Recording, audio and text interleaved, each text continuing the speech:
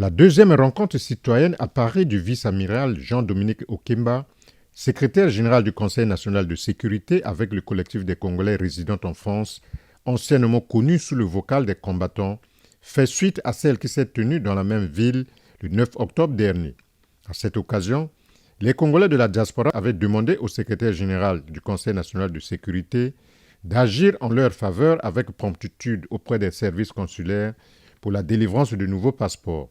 Une doléance devenue réalité ce 19 décembre 2022.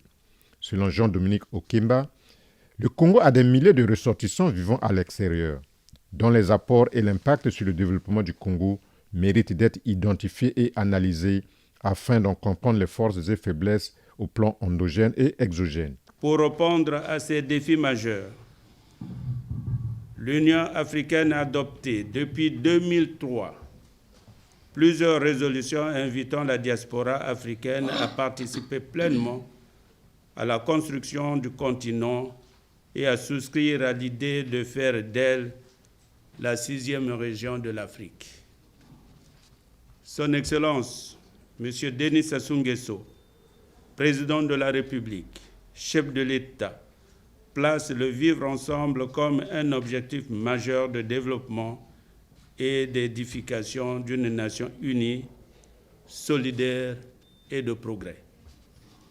Pour preuve, le président de la République m'a instruit de vous rencontrer de nouveau afin de poursuivre le processus de dialogue républicain que vous avez initié et que nous avons ensemble, ici même dans cette salle de notre ambassade à Paris, concrétisé le 9 octobre par une rencontre citoyenne sanctionnée par une déclaration solennelle. Lors des échanges qui ont suivi notre rencontre citoyenne, vous m'avez demandé d'agir avec promptitude pour la délivrance de nouveaux passeports à plusieurs d'entre vous, ce qui est fait.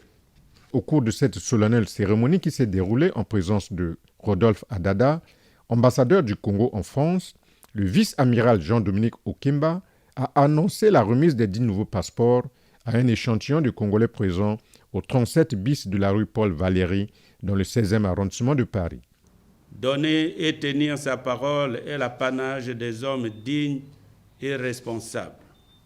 Je sais compter sur vous pour que le nouveau climat fait de confiance, de vérité et de responsabilité se consolide et que désormais le chef de l'État, père de la nation, puisse compter sur l'engagement et la loyauté de tous les enfants de la République du Congo, y compris ceux de l'étranger. Par conséquent, en tant que précurseur, vous êtes appelés à demeurer exemplaires, ouverts, pédagogues et solidaires afin que d'autres Congolais de l'étranger vous emboîtent le pas pour contribuer à la marche vers le développement du Congo. Très ému par ce geste, le représentant des récipiendaires a déclaré qu'à travers cet acte, les autorités congolaises ont tenu parole. Nous vous remercions parce que vous avez montré être un homme de parole. Je me rappelle encore de votre parole qui disait la dernière fois que un chemin, quelle que soit sa longueur, a toujours un premier pas. Et ceci est un gage des choses à venir. Si celle-ci a tenu, il est sûr que les multiples autres requêtes ou desiderata que nous avons trouveront sûrement solution. Et nous vous en sommes infiniment reconnaissants. Rodolphe Adada, ambassadeur du Congo en France, affirme que les portes de la représentation diplomatique congolaise en France sont toujours ouvertes aux compatriotes. Ouverte et qu'il s'agissait de la maison commune. Et nous avons mis en place sur notre site électronique tout ce qu'il faut pour que ce travail se fasse le plus facilement possible. Donc, tout Congolais, à partir de sa maison, de sa chambre, peut s'enregistrer et il ne viendra ici que pour finaliser les opérations.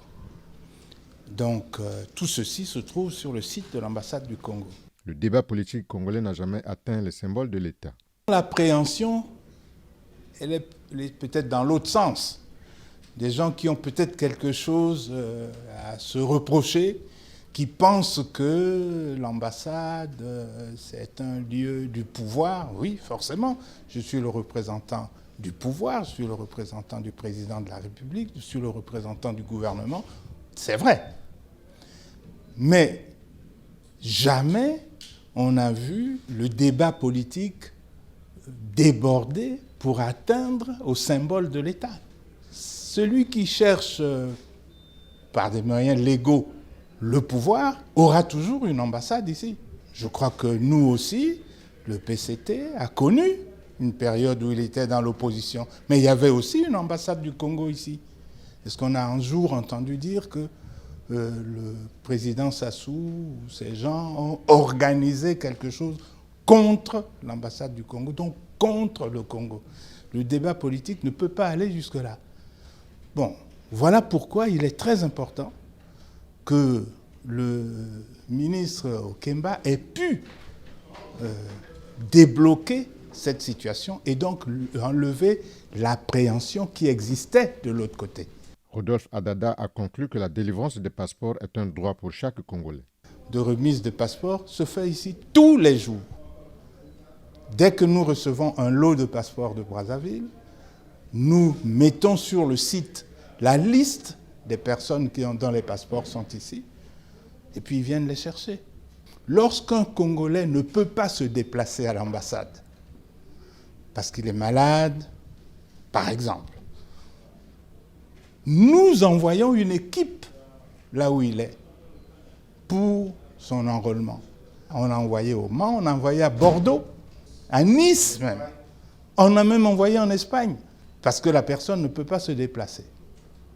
Et quand le passeport arrive, à ce moment-là, on s'organise pour le lui faire parvenir. Ces quelques Congolais récipiendaires résidant en France ne cachent pas la joie pour cette action du vice-amiral Jean-Dominique Okemba qui leur a permis de détenir les passeports très utiles à tout voyage au-delà des frontières. Je trouve que dans une vie, la parole donnée est sacrée chez nous les Bantous. Et le ministre, le conseiller qui était là, il nous avait donné une parole, il a réalisé cette parole. Mais ce qui est bien surtout dans ce acte qu'on pose, qu'il a posé, c'est cette confiance que nous, Congolais de la diaspora, qu'on commence à avoir avec notre maison qui est l'ambassade. Parce qu'autrefois, il fallait attendre beaucoup d'années pour avoir le passeport. Aujourd'hui, on a des passeports en moins d'un mois. Et ça, ce sont des efforts de nos autorités parce qu'ils ont augmenté le nombre de machines. Mais ça peut que être plaisir parce que notre pays a souffert parfois d'une mauvaise presse. Aujourd'hui, on trouve que vraiment on peut remercier son Excellence, Monsieur le Président de la République, dans ce qu'il est en train de faire un travail énorme en redonnant encore confiance aux Congolais. Parce que la confiance est comme un œuf. C'est tellement fragile. Et lorsque vous avez des preuves, les preuves viennent solidifier cette confiance. Donc ça peut être une bonne chose et que je peux que remercier nos autorités.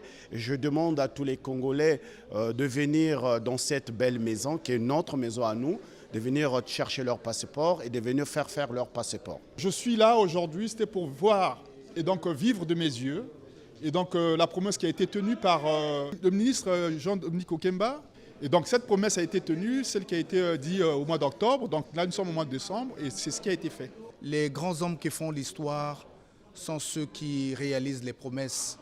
Et nous avons eu l'opportunité aujourd'hui de saisir du doigt la portée de la promesse qui avait été donnée. Et aujourd'hui, les résultats sont là et je ne manque pas de dire bravo.